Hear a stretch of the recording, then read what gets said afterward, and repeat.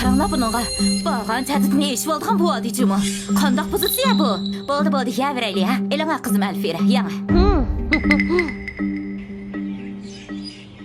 Ozroq yaxshi muomala qilib qo'ysam, mening shillamga minmoqchiman texi. Meni bo'zak ko'rib qolgan o'xshamamdi.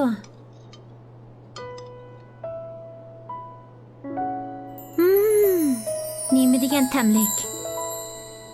Meni bo'zak qilaman degini, uxlab tushi. Menda pul bor tursa, ajiba xajlashni bilmay qolamanmi? Qanaqa ahvolingiz? Yaxshimi? Yaxshi turdingizmi? Keldingizmi? Ha. Voy. O'zingiz yolg'izmi? Bu uydagilar-chi? Kamidimi? U uydagilarning ozroq bo'lsa-mu vijdoni yo'q ekan. Shunga o'zim yolg'iz o'tirdim. Ay, mashina. Bu siz shunchalik iqtidorli turib, yana bu yerda ochiq yutib o'tirganingizdan nima ahmiyati deyman.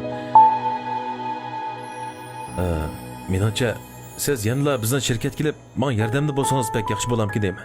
Chunki bunday qilsangiz, siz chuqur keyin texnik yaxshi natijalarga erisha olasiz. Bu deganingizmi to'g'ri. Lekin men uningga eng oxirgi qitim bir fursat berib bakmoqchi.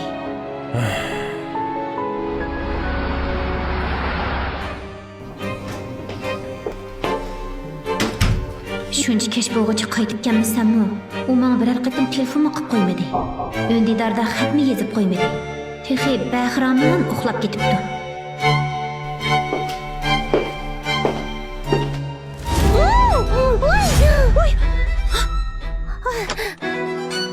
Voy. Urataka.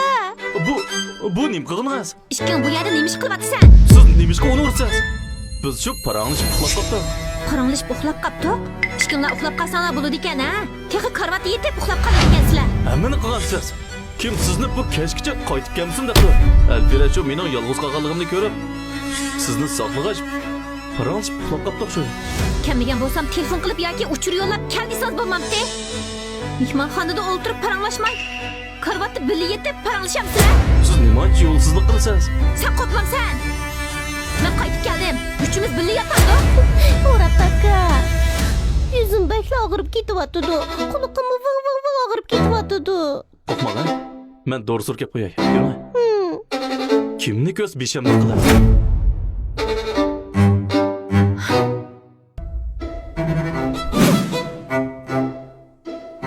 Yurma. Alfira, men chaqirib neyli olayım? Maqul. Nigar, ishni ichib davatman. Nigar, sarang bo'lib qoldingizmi? Nigar, ishni ichib.